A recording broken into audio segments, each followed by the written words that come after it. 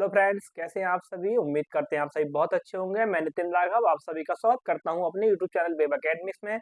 मित्रों, आज का हमारा टॉपिक है व्रत यानी कि सर्कल। आज हम सर्कल के बारे में बेसिक इन्फॉर्मेशन को गेन करेंगे। आइए चलते हैं टॉपिक की ओर। तो मित्रों व्रत क्या होता है कि कोई बिंदु, सपोज ये बिंदु ओ है, यानी ये कोई पॉइंट ओ है, इसके चारों ओर समान दूरी पर, इसके चारों ओर समान दूरी पर ये भी एक बिंदुओं का जो समूह है। बेटा ये पूरी लाइन मतलब पूरी एक लेंथ बनी हुई है, लेकिन सर्कल बना हुआ है। ये पॉइंट पॉइंट पॉइंट से जो समूह है, बिंदुओं का समूह, यही हमारा क्या कहलाता है, सर्कल कहलाता है ना।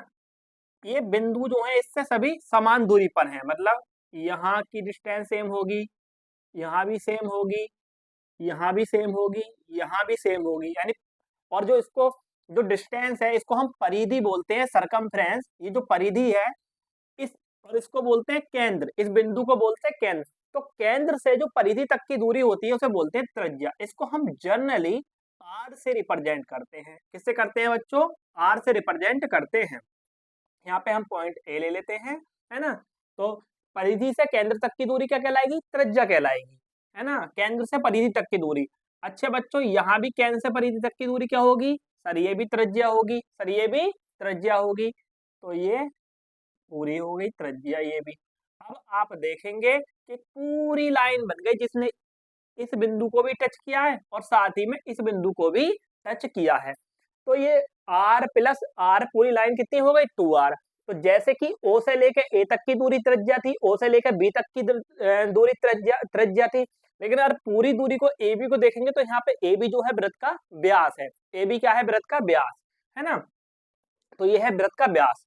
तो बच्चों ये इसकी परिधि है वृत्त की। और हम ये जो आप देख रहे हैं वृत्त के दो बिंदुओं को टच कर रही है लाइन, वृत्त का व्यास कहलाती। मैं यहाँ भी दो बिंदुओं को टच कर रही एक लाइन है, इसका नाम है CD दे देता हूँ, CD। क्या ये भी वृत्त का व्यास है? आप कहेंगे सर ये वृत्त का व्यास नहीं है। उसका रीजन बच्चों ये है, ये वृत्त के दो बिंदुओं को टच कर रहा है, ये भी दो बिंदुओं को टच कर रहा है, लेकिन ये वाली जो लाइन है, रेखा है, वो केंद्र से होके जा रही है, वृत्त के सेंटर से होके जा रही है। लेकिन ये लाइन वृत्त के सेंटर पे नहीं जा रही, केवल दो बिंदुओं को टच कर रखा है। तो जो लाइन वृत्त के केंद्र से होकर जाती है वो वृत्त का व्यास कहलाती है, जो दो बिंदुओं को टच करे साथ ही में केंद्र से होके जाए। तो आई होप आपको समझ में आ गया होगा वृत्त का व्यास क्या है, परिधि त्रिज्या क्या है।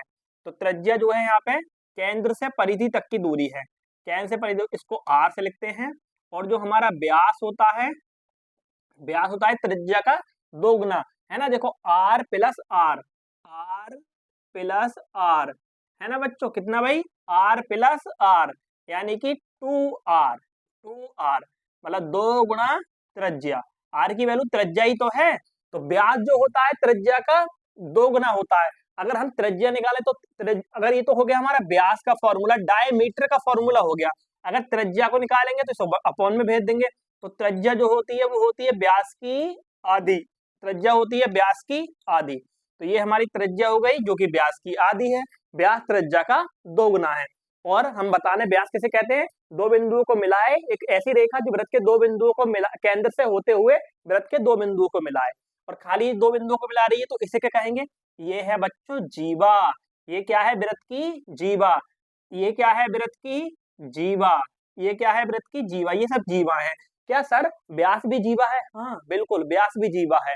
व्यास ऐसी जीवा है, वृत्त की सबसे बड़ी जीवा कहलाती है, और साथ ही ये वृत्त के केंद्र O से होकर जाती है ना।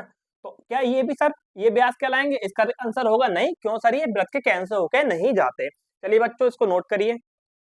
आई होप कि आपने इसको नोट कर लिया होगा। चलिए नेक्स्ट चलते हैं।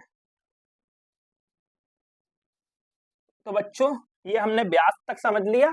अब हम इसकी परिधि को भी जान लेंगे, परिधि का फॉर्मूला देख लेंगे, है ना बच्चों। तो वृत्त की परिधि क्या होती है?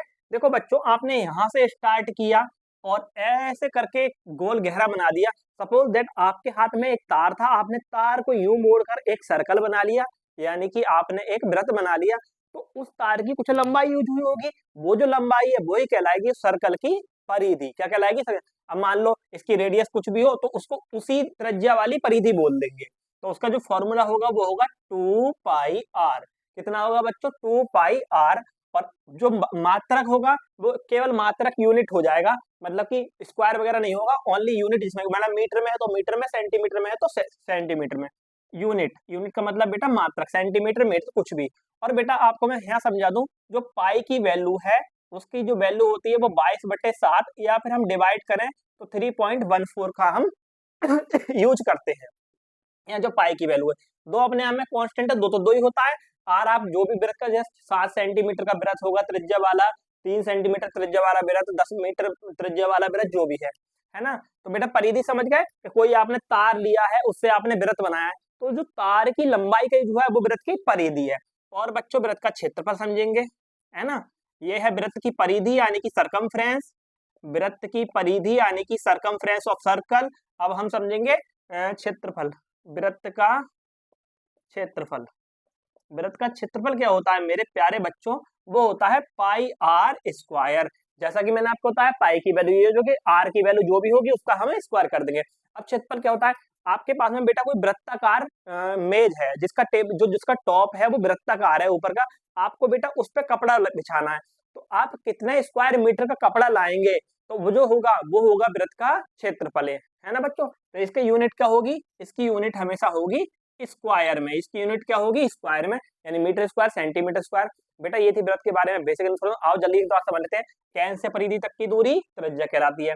और बेटा ये दो बिंदुओं को मिलाने वाली रेखा और साथ ही वृत्त के केंद्र ओ से जाए वो वृत्त का व्यास कहलाती है। जो केवल वृत्त के दो बिंदुओं को मिलाती है, कोई भी ऐसी रेखा हो चाहे वो व्यास ही क्यों ना हो, वो जीवा कहलाती है। यानी वृत्त का व्यास भी क्या हुआ, एक प्रकार की जीवा हुई।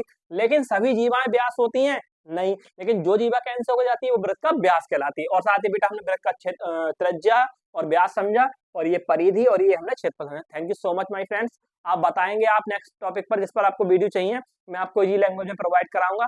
Thank you so much guys.